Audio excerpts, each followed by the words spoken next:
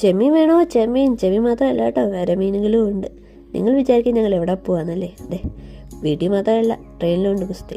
ദേ എത്തി guys, fort Kochi എത്തി. പിള്ളേർ പറഞ്ഞു അവർക്ക് ബസ്സിൽ കയറണം. അപ്പോൾ പിന്നെ ബസ്സിലും കൂടെ എത്തി. അങ്ങനെ ആദ്യമായിട്ട് ഒരു ഷിപ്പ് കണ്ടു. പിന്നെ വന്നപ്പോൾ തന്നെ തീറ്റ തുടങ്ങി.